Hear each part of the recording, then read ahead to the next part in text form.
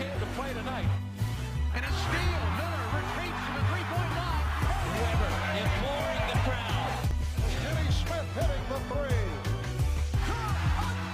Big-time plays here by Steve Smith.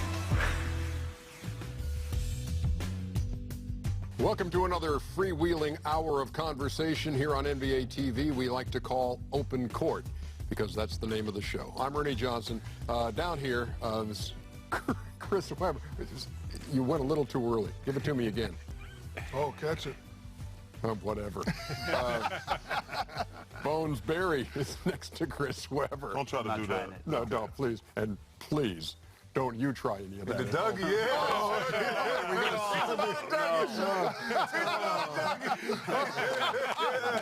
Teach me how to Chucky. Teach me how to Chucky. Teach me how to Chucky. Look like you having a seizure. As we call 911, we introduce Reggie Miller to the proceedings. Next to Reggie, we have Steve Kerr. And then rounding out the panel, both Steve Smith and Shaquille O'Neal, back for another rousing episode of Open Court. So things have changed in the way kids are brought up playing basketball these days, especially at the high school ranks. Back when you were coming up, you played at Leeds High School. Yes. Did you play any other time? No. Were you on an AAU team? Were you on any? Ernie, I think AAU is the worst thing ever happened to the world. To the world, Charles, there have been a lot of bad things happening in the world. That's how bad AAU basketball is. Ernie, it's making these kids play 3 or 4 games a day, selling them to colleges. It's so unethical. You know, these kids shouldn't be playing as many games. They shouldn't be sold like property to different colleges. I have a serious issue with AAU, obviously. You know, I don't think these kids, I think all of us agree, you want to be the best player you can be. It ain't about trying to get all this talent together and just travel around and make money and all go to the same colleges or go to college for 1 year. It's just important to try to be the best basketball player you can be. Okay, so if you do not agree that it's the worst thing that's ever happened in civilization, please raise your hand and tell me what's the redeeming part about AAU basketball, Smitty? You know you played AAU basketball. I did, but it was different. We won a national championship, but I would probably say we played 15 games that entire summer. I mean, I don't know how many, but it wasn't more than 15 games, including the national championship. The bad part about it is, where else do these kids get a chance to play? I'm with Chuck. I don't like it, but my kids play AAU. But because there's not a lot of other places where they can go play. There's no recreation centers where I played. They got competition where kids can go play. There's not a lot of leagues, summer leagues, like St. Cecilia, in different places where teams can go play. I will advise, though, if you let your kid play AAU, you have to be involved. You know, you have to be involved. To what extent? I mean, you're not not coaching the team, right? You're not coaching the team, but you better make sure you hire somebody that you trust as a parent. For me, so I have an AAU team, just started it. Trust in which way, though? At every sense of trust, not only as a basketball knowledge, but being a great example as a man, you know, or a woman that's coaching, just as a human being. I mean, there's some AAU coaches out there that, you know, it's not for the right reasons. And I think AAU is starting to get a little bit better. I think you definitely have to start to look at background checks. Some of these guys got to know CPR. They don't have a clue on just how to coach, how to be around kids. And we've lost that, though, because when I grew up, it was my elementary school coach who taught me how to play, who we just came up to the school and played pickup, junior high, high school, where you can just go play basketball. These kids don't have those opportunities right now. Hasn't it gotten to the point, Smitty, where it's out of control? Like, yes. The stories over the past 10 to 15 years about AAU basketball and how much it's ruined the youth that are coming up playing the game. How do you rein it in from where it is now? Because you're talking about well, I will say, to solve. I will say, Brent, there's a whole bunch of great stories out there, but this is the coach who's not gathering up all the China talent and win national championship. When you have the great coaches and people who care, they're probably not winning the national championship. They're probably not traveling around as much. They have a team, they play locally, or they'll go a couple games here and there. But they're not going to be a team in Atlanta that's going to grab 5 kids from Chicago. So you're not going to win unless you gather so much talent. So then you're not talking about those stories. They don't get glorified, the coaches who are doing it the right way. And what do you think their motivation is? For the coaches that you do not like in AAU? Money and greed. Well, money, is it positions? Is it Yes. Oh, yeah. But that's actually part of the money thing. Yeah. You see it all the time where it's a package deal for the best players. Like you see guys, some of these guys are coaches, and you're like, and listen, I'm involved now that I'm in the college game. I know some of the college players, coaches, and they always talk about, well, I can't sign this kid because his coach wants a job. And then the shoe companies, they're steering kids to certain schools, which makes it even more corrupt. So it's not a level playing field. Listen, they're going to make money on these kids.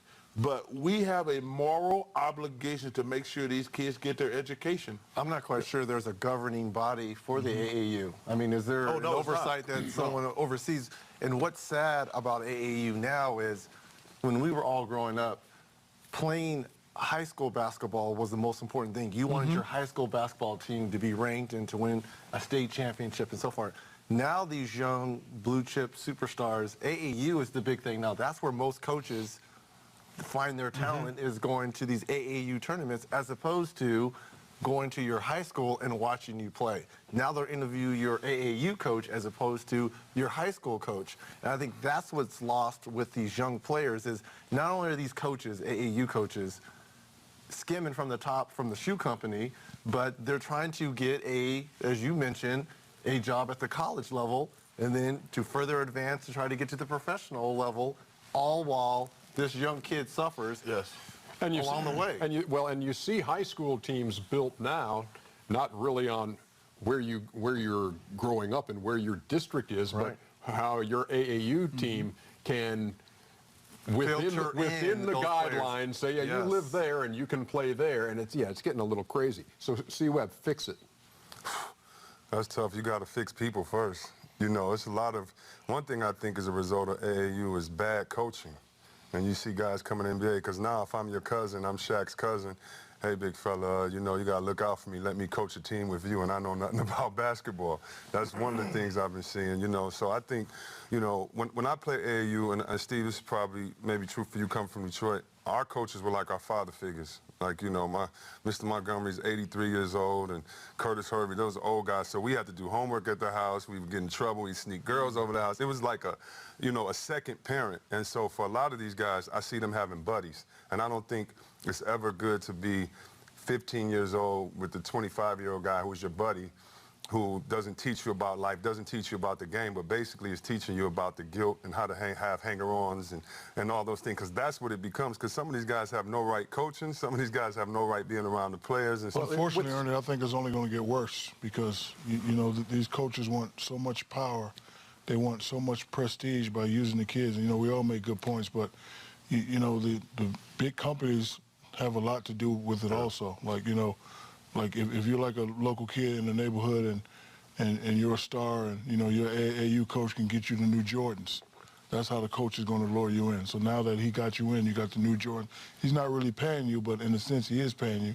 He give you the new Jordan sweatshirt, he give you the new Jordan. So now, and then college coaches have access to the AAU coaches. And, you know, like you said, they're not going to the high schools anymore. They're going to these AAU coaches. So unfortunately, I don't think it's ever going to get fixed. I think it's going to get worse. Why does it continue to thrive when it has the obvious flaws and the obvious red flags that jump out at all of y'all? Because it's all about winning. Well, I don't think there's a governing body, not that I know of. I coached my son's team for about 3 years, and we would play teams where the same kid who played on a different team earlier is now playing on another team in the afternoon. But the biggest problem I saw was that nobody practiced. Nobody practices in AAU. You just go from one tournament to the next. And I think one of the reasons we don't have any real low-post players anymore in the league is because developing a low-post game is the hardest thing to do in basketball. You know, you can dribble around and stuff and shoot and work on your game, but to develop a low-post game takes a ton of work. And all the guys who are obsessed of developing a post game. And so all the time spent traveling from one tournament to the next without any practice time, it stunts the growth of the basketball players themselves. And you know, children are always a product of what they see. When I was growing up, David Robinson, it was Patrick Ewing, and a little bit of Kareem. So that's why I wanted to play in the post. Now, you know, we don't, like you said, we don't really have a lot of post presence. That's why now today the game is suffering, because the kids, you know, after me, after you, they're not really seeing a lot of post players. They're seeing the Euro post player, guys that can step out, pick and pop, shoot the jumper. So I agree with you, Steve. It's an installment of Open Court we call School Days, and it will continue after this. Before I came to San Antonio, I was, you know, 6'10", 6'11", couldn't dunk a basketball, so my confidence was very, very low. So me and Joe would practice every day. And I ain't rolling with that. I still don't believe that. You're telling us. I promise you. It's early.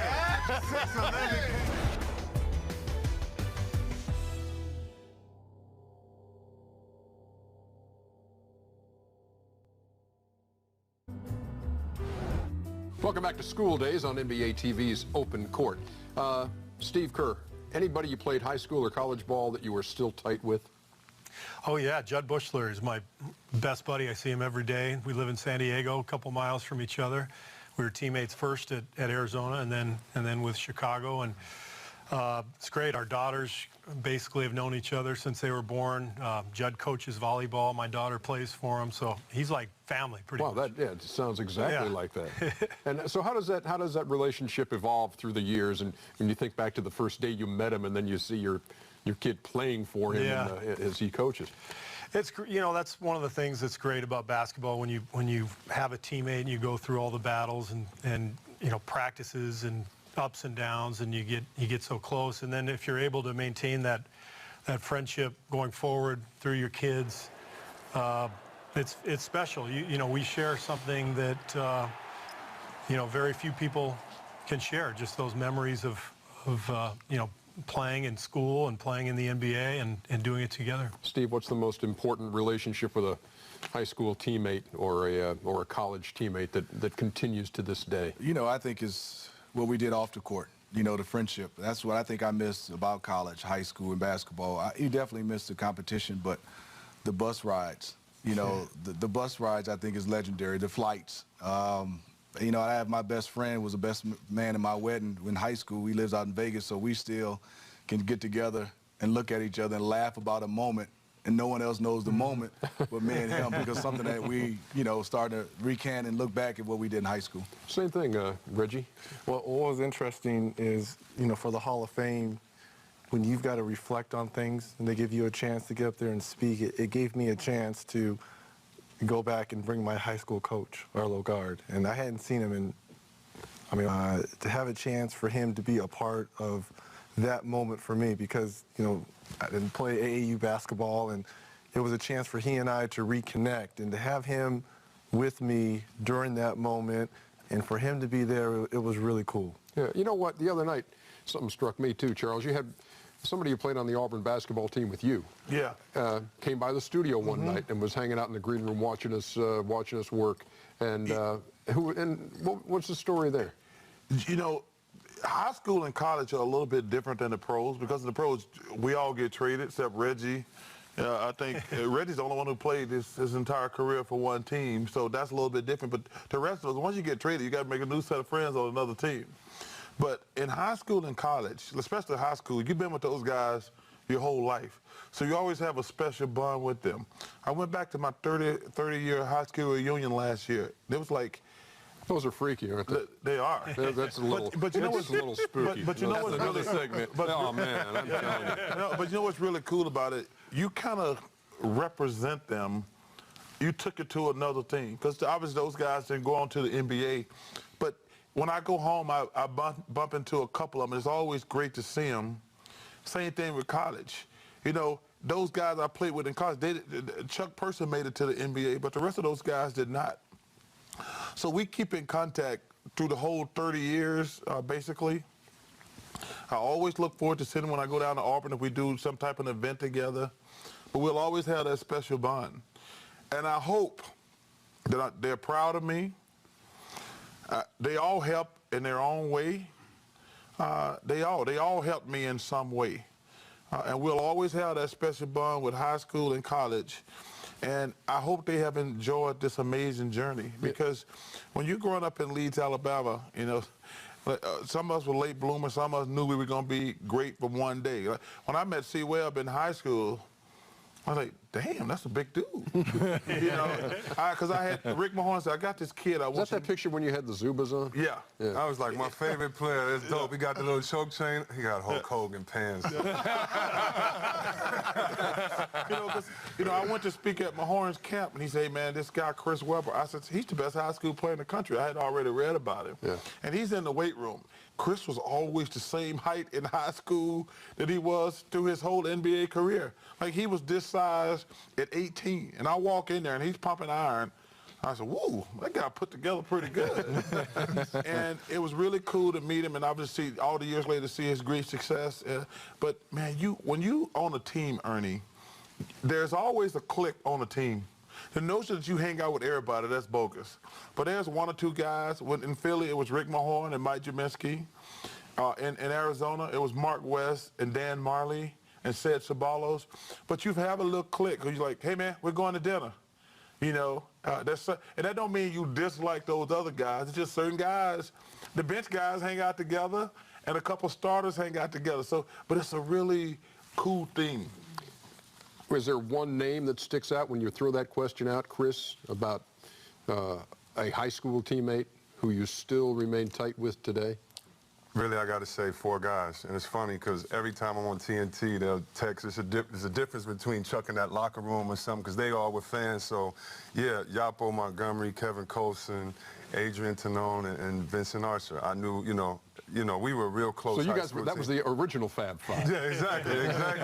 But, you know, I see these guys now, they're business owners doing their thing. And so, but, you know, someone said it earlier, you know, you only get to dream with somebody one time. So these are the people that I'm watching TNT, TBS with, and we're all in the room dreaming. Mine might be a little more realistic because I'm taller, but we're all in the room dreaming. And so just the fact that you knew that they didn't want anything out of you. You know, you knew that they really cared for you. You knew that, you know, they just love basketball. And even when you see them today, you guys share things, like you said, in the locker room, or, you know, on the way to the bus back when I was younger, used to sing and clap and make up songs and, you know, all these type of things. So, yeah, those high school cats forever, you know, are some of my closest friends. And is it, I know that the obvious thing would be for them to look at where you were and where you went with your career and be impressed with that. But does it work the other way too? When you see them and you say, "Wow, look what you started here," or look at those kids, aren't they? I mean, what's that feel like? When it's crazy because you all know that the joke's on you. You all know, like, wait a minute, we aren't this mature. You know, I have a friend, Adrian. He was the guy who walked on. He was a football player, walked on the basketball team because he was our boy. So you know, you had a guy that really can't play that well. You try to get big leads so he can get in the game. And silly guy, his father's from Italy, barely speaks any English, and we would go to his restaurants and things like that. Now to see him run the restaurant, to see it be, you know, more successful, him do a great job for his father, it's just kind of funny. Yeah, I admire, you know, a lot of those guys that I went through, because I think you said it earlier, Chuck, you know, basketball teaches you so much. Being hard work, good character, get there early, no excuses. And so all these guys come to me and say, you know, my success is based off of basketball, based off of what they learn. So, yeah, I admire, you know, what they do, because we're blessed with this job. They're in the real world getting it. Bones, who do you stay in contact with, or have they tried to eliminate that contact? What was your boy's name earlier? Most of them, yes. But I'm going to piggyback a little bit, C. Webb. One guy that stands out to me, played 8th grade basketball with him, played in grade school. His name was Brad Pierce, and also played with a girl in 8th grade. Her name was Wendy Wyness. She was on our 8th grade basketball team. I don't talk to her all that much, but through Brad, I find out what she's doing. But maybe for all the guys and the people that we're mentioning in this little segment, there's one thing about my connection with Brad is that if I haven't talked to him in 3 weeks, and if I haven't talked to him in 3 months, and when I pick up the phone call and it's from him, I swear I'm 13 years old again. I swear he's going to say something to me about playing Christ the King in 8th grade when we lost to the little fat kid and the other kid with the goggles, and we're going to giggle and we're going to laugh because, you know what, he's never cared about what it is that I've done. he's always cared about who it is I've become. And he always takes me back to that. So my buddy Brad Pearson, 8th grade. Wow. And Shaq, I think everybody's weighed in, but you on this one? Yes, my name is a guy by the name of Joe Cavalier. Joe actually works for me now. We've been best friends since '88. When I came from Germany in '88, went to a small school in San Antonio. Joe was the only one that talked to me, that hung out with me. And Joe was a great athlete. He was such a great athlete. My school from 9 to 12 was only 200 people, and our graduating class was 38. He was such a great athlete that at the end of the year, when they handed out awards, that we had to split the awards. So, you know, we both had dreams. He went on to play baseball, had a shoulder injury, so he couldn't, you know, fulfill his dreams of becoming a professional baseball player. So when I got drafted to Orlando, I moved him down to Orlando. He's been working for me ever since. His nickname is Joeski Love. He loves this show. He loves you guys. And so, you know, and back in '88, '89, Joe was always the one that pushed me, because before I came to San Antonio, I was, you know, 6'10", 6'11", couldn't dunk a basketball, so my confidence was very, very low. So me and Joe would practice every day. And I ain't rolling with that. I still don't believe that. You're telling us. I promise you. It's the same stuff you said last year. 6'11" can't dunk. Anyway, Ernie, listen. Stop lying, Jack. Somebody send the tape over for a pair of each day. You're taking the man at his word. 6'11", if you 6'11", can't dunk, you'll I couldn't still. play. Yeah, you got a Listen, I problem. couldn't dunk, I could play, but Joe would come pick me up. He'd take me to the local gym, and I started off dunking a sock, then a volleyball. Man, And get I got out of enough here. confidence to start dunking about, yes, 6'11". No, Ernie, you know what it was? I had Osgood Schlotters, and I had really bad knees. I had bad knees. Yeah. And then, you know, at this point... You don't need knees to dunk. Yeah, you do. You got to jump. At this point, before that point, I met Dale Brown, and I met him, and, you know, he told me to lift weights and do it, so I started doing that. And when I got to San Antonio, I still couldn't dunk, but Joe was one that kept pushing me, and then finally I got over the hump. Then I became the nastiest dunker in the world. That Osgood Slatter stuff, that right there below the right knee, there. that stuff is, that was... We got to ask Sergeant about that. We got to ask Sergeant about that. Ernie said the elevator could only go to the 3rd floor. We're coming back with more on Open Court in just a second as we explore an age-old basketball myth. Saw Charles later, he goes, I didn't know you were going to be in the dunk contest. I think he thought I was going over the ball boy of the game. Three-point shooting. For sure the threes, yeah.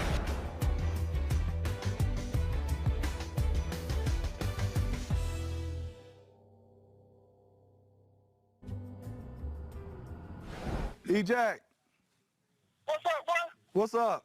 I got a question. Shaq couldn't dunk when he first got to high school? He said he couldn't dunk. He said he couldn't dunk. Not good.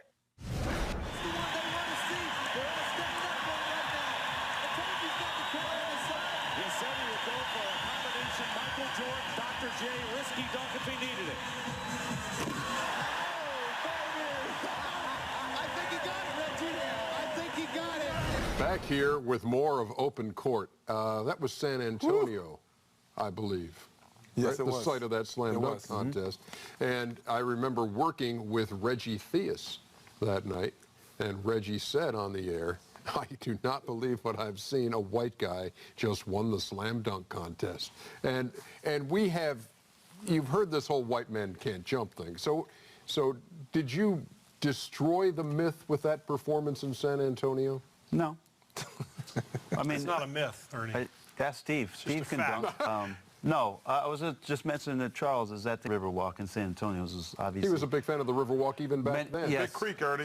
It's a big creek. many years ago, and I was sitting with Charles and having lunch, and Gary Payton was there as well, and I just happened to be with my mom, my stepdad at the time, and Charles invited us over, said, hey, you know, come have lunch with us. I don't think he, you know, knew who I was. I had to reintroduce myself. And I said, Charles, I got to go over to do the contest and stuff. I was getting up from lunch early. He goes, where are you going? I said, I got to go over and do that. So I did that.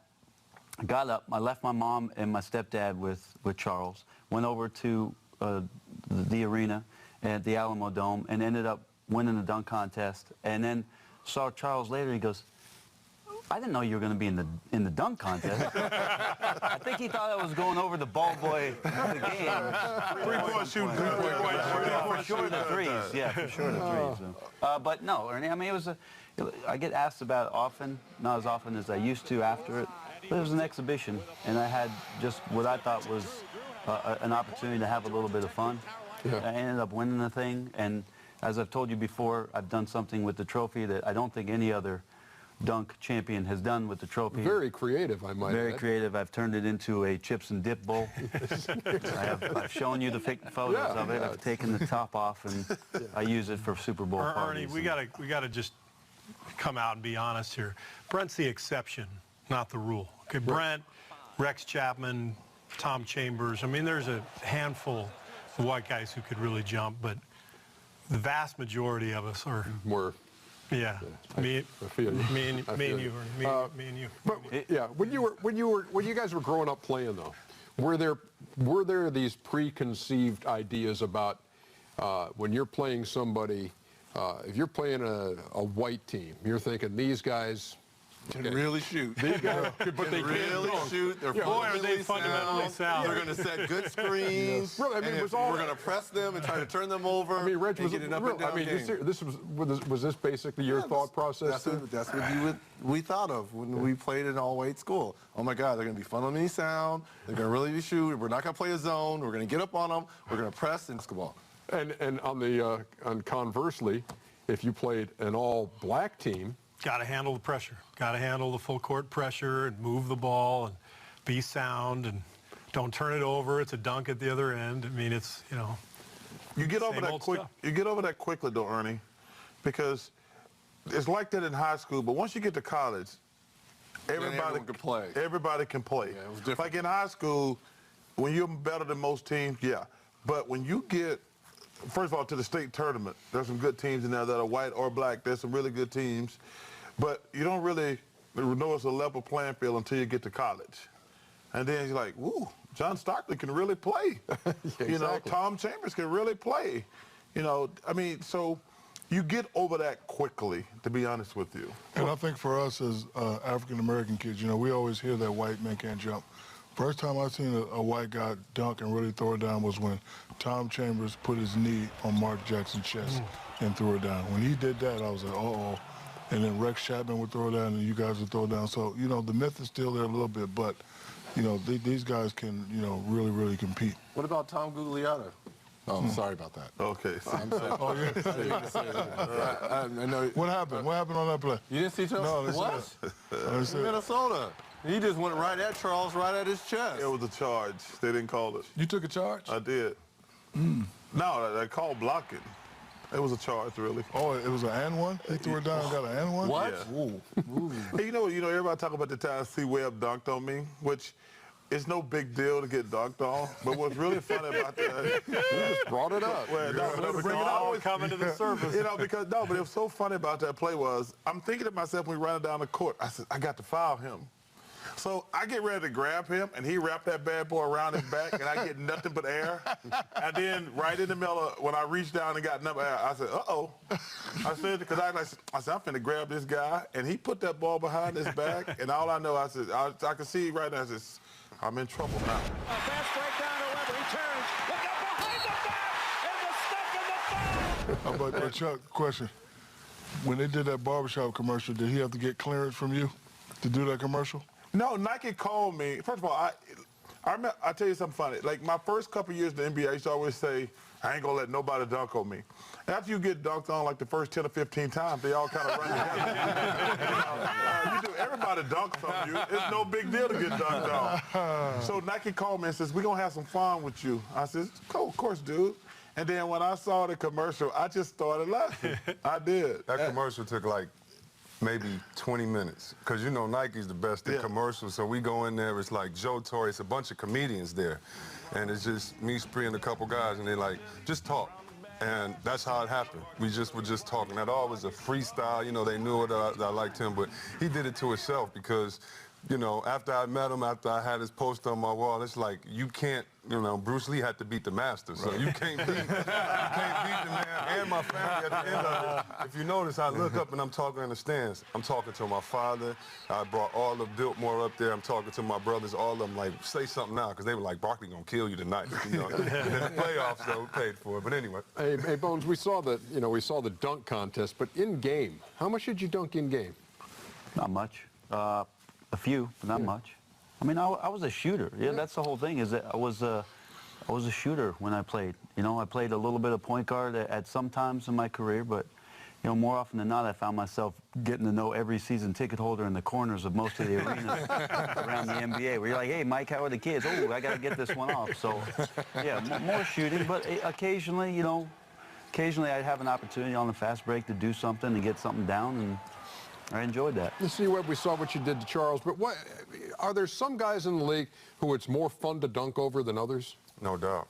Like who? No doubt.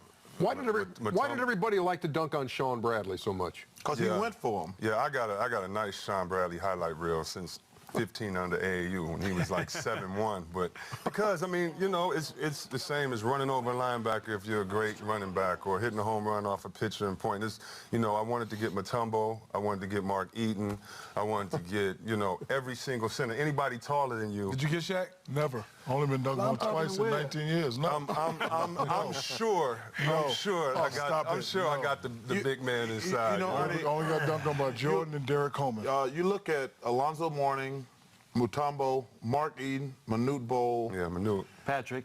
George like Mills, those guys, people say they get dunked on. That's because they go for it. They go for it. Like a lot of guys get out the way. A lot of guys, I respect it. Those guys. A lot of guys get out the way because they don't want to be in the picture. But like you asked, the question you asked, see, well, anytime you dunk on one of those guys who go for everything, it's an honor. Yeah.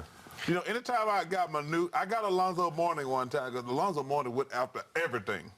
I mean, he's trying to block shots in warm-ups. You know, I respected the hell out of that guy, but he's trying to block everything. But Manute and Mutombo, I don't think I ever got Mutombo, but I got Manute a couple times. But because you only gonna dunk on him 1 out of 7, 8, 10 times. So it's always good.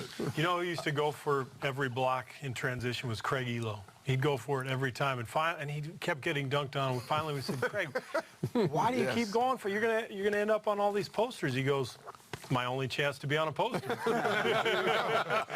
Fair enough. Did you get any more satisfaction on layups against various defenders as opposed to others? You know what hurt me was when they raised the backboard. Like when we first started in the league, the backboard was, and guys would like lay it up and slap the backboard. Then they raised the backboard and it got a little harder for me. That was a tough blow for me. Now, what's the little one-on-one you guys got going on over here? I don't even know what this conversation's about. As a 7'2" center, he only got dunked on twice. Because he wasn't going for it. I know, that's what I'm saying, Charles. No, stop it. Why you only got dunked on twice? First of all, I'm 7th in blocks. Check it out with Underdog. That's first of all. Second of all, Underdog. Second of all, my thing was I got to put you on your back, and I learned that from guys like you and Charles Oakley and Xavier McDaniels, because if you let a guy dunk on you, psychologically he has the edge. But if you lay him on his back, and psychologically, I got the edge. So who's the two guys you said? Michael Jordan got me one time from the baseline, and Derek Coleman got me one time when he did. Benoit Benjamin got you too. No way. Hey, Steve, you started to fight right across the street when Mutombo got dunked on. Which one? When we was with the Bullets and we played y'all, and y'all were playing in Georgia Tech. You remember when that was going on? Didn't that carry up the walkway? Yeah, we fought all. Me and Steve, like, you know, because the whole thing was I came out to middle court and our team stunk in Washington. So I was like, Juwan, I'm about to dunk on Mutombo today. I'm gonna get him. No, Webb, no. So I dunk on him halftime. Steve like, that ain't nothing. You ain't. Then it was a big fight. But it's something, especially as a big man. You're taught, you know, you're being weak if you lay the ball up. You're taught every time to go down with authority, make sure the easiest shot is a dunk and those type of things. So it's the most, you know, it's the only time. It's like boxing one-on-one. It's the only time when everybody can make a jump shot. Everybody can do the body dunk on. I don't know if it's anything that demeaning. Don't take the ball out after you get dunked on as the number one. I want to know, when you're the biggest man on the planet, as you are, Shaq, and was, who was the one guy that, other big men, I'm talking about, not guards, but was it a Mark Eaton that you wanted to dunk on? Who was the one guy you wanted to dunk on? Never got a pair of those, so I just hated the Georgetown guys. So I had to get them. Any guy that was enormously taller than me, like George Mirasan was what, He dunked on you. 7'6". Stop it. George Mirasan. No way. Yao. 7'6", Yao. Yao Ming, and Sean Bradley. I had to get those guys every time. That's bad, Brad. We're going to take it 2 strong times 19 years. to baby. break and come back on Open Court with more. You can't handle Right after George's this. shot. You can't handle George Duncan. Did you make a quilt? We really I did make a quilt. You made a blanket to sleep with? You made a little blankie to sleep with?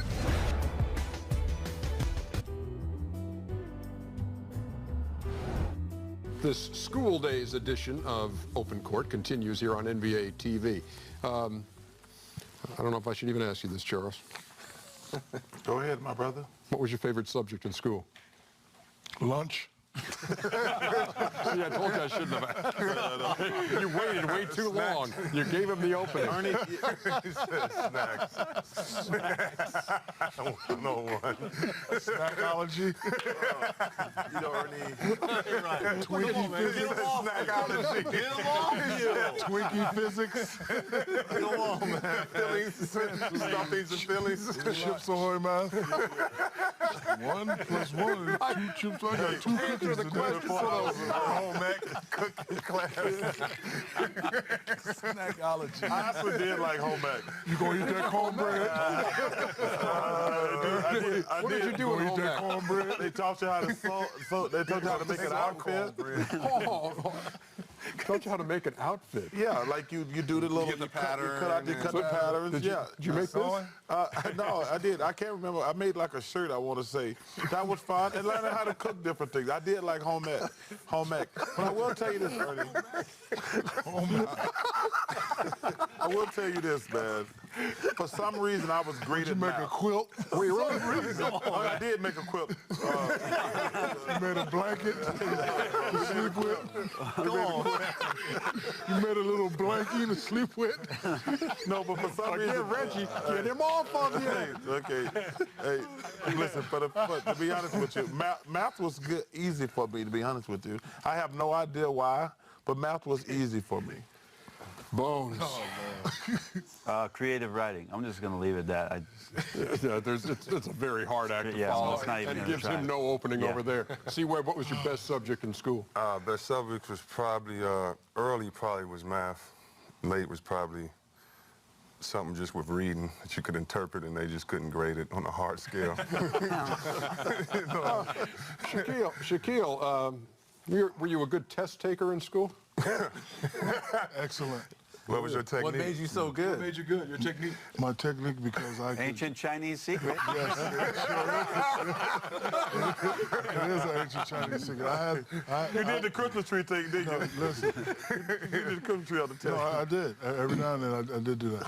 But I had the ability to see everything. Just peripheral, use magic in the classroom. Yes, yeah, peripheral. And then I also had the ability to look and obtain information very quickly. C-A-B-B-C-C-D-A-B. And I was able to do all that before the teacher looked at it. But no, my favorite subject, believe it or not, in grade school was Greek mythology. I used to love Zeus and Juno and all that, and of the gods and talking about all that. Yeah, elementary. Juno, the little girl who got pregnant? Yeah, something like that. Like that. Yeah, That was a good movie. That was a good movie. Go, Smitty, go. Math. Oh, Steve, what an easy out that was. Judo. That's something like that.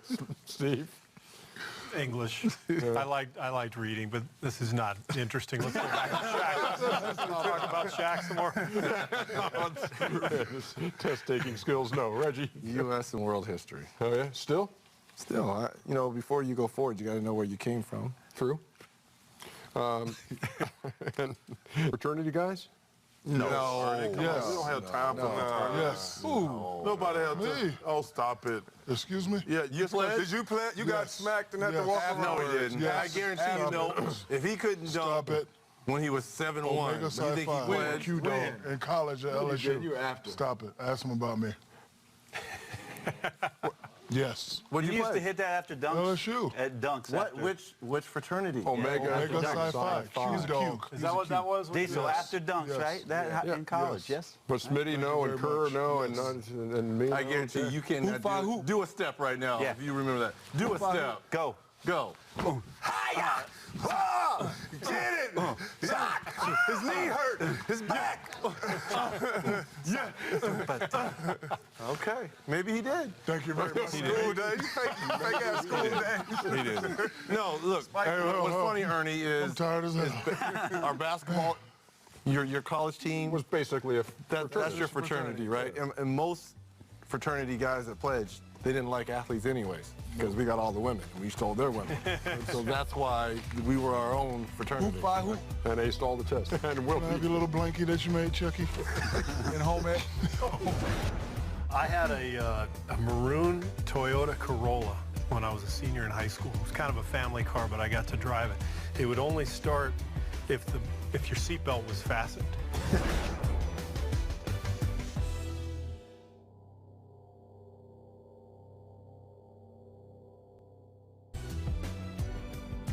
And we welcome you back to Open Court with a reminder you can catch more episodes on NBA.com.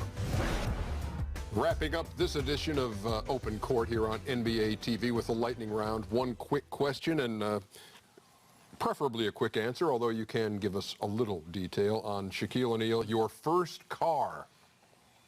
My first car was a Bronco 2, and this is the reason why I bought it. Remember Poison Clan? They had a song and it went something like this, Ernie. I had a Bronco 2 with some bazookas on the back, 10-inch, and I used to get in that thing and I used to play the song. B stands for Bronco, Ben, BMW, Ben, stands for the gun, beep, boom, don't keep it, and this part right here. Bronco, boom, boom, boom, boom, boom, Bronco, boom, boom, that part right there. So I used to like set it up. So when I rolled up on campus, right in front of the girls, I used to make sure that part was playing. Bronco. You had that at LSU? I had LSU. Wow. Okay. Hey, wait. A used one I might have. A used Bronco too I might have. Wow. All right, Dale Brown. That's right, Dale. Nice. I'll never tell, Dale. Smitty. 1980 Buick Skylark in high school. Without a radio, without a dash. I didn't have any music. Without a dash. I didn't. That's when my dad got it from used car place. I didn't have a dashboard. No dash. No Just a dashboard. steering Not wheel. nothing. Not that there wasn't anything on the dashboard. No. There was no dashboard No at all. dashboard. Wow. Okay. all right. Sounds safe. I had a maroon Toyota Corolla when I was a senior in high school. It was kind of a family car, but I got to drive it. It would only start if your seatbelt was fastened. And it was a stick, and I was just learning how to drive it, and I didn't have my seatbelt on. I had started it, but I guess I took the seatbelt off, and I stalled in an intersection and panicked, and now the car won't start because my seatbelt's not on. And I ended up, my friend got out and actually lifted the hood to make it look like we had car trouble. And it took about 20 minutes for us to figure out, okay, we got to fasten our belts for it to start. Always a good ploy. Reg? Family car as well. A light blued Ford Escort that Cheryl and I was hand-me-down from our dad. And it took 15 minutes to actually get the heater to work. So before school, we'd have to turn it on, wait 15 minutes, and then leave for school. Thankfully, being out there in L.A., not a whole lot of real. You didn't really need it, but Yeah. just in case. Okay. What was the first one What were you seeing tooling around Leeds in there, Charles? For my high school graduation, my mom and grandmother got me a used Cutlass Supreme. Had the T-tops. It was a sweet, but I graduated in 81, but it got me like a 78, 79 Cutlass Supreme. Love that thing. Silver. Bones? I had a 1984 silver Chevy Cavalier, a two-door. That was my grandmother's. And a lot of my grandma's things were still in the car when I first got it. And, A real chick magnet. yeah. So when I drove to the all-boys school in the Chevy Cavalier and had my radio turned up to Lawrence Welk, nobody was looking twice at me. All right, C, you're up. It was a red Corsica. It was the family car, and my father bought a new car, and I got the Corsica, and I had to get through the passenger side, and the seat didn't work, but it was cool because back then you wanted to drive like this, anyway, and lean back. But what do you mean back then? yeah, I mean, it's the same. I know that. I saw you wheeling out of work the other day, EJ. And that's the way I rolled in the Chevrolet Monza back in 1978. Back in 1978, yes, sir. When I was, and they had to teach me they taught me in the lot how to drive a stick. And I drove it off. That was it. Wow. Yeah, and wasn't long before I got in an intersection and had to put the hood up as well. So that's another edition of Open Court. We certainly hope you've enjoyed it. And for our entire gang, Ernie Johnson, we'll see you next time.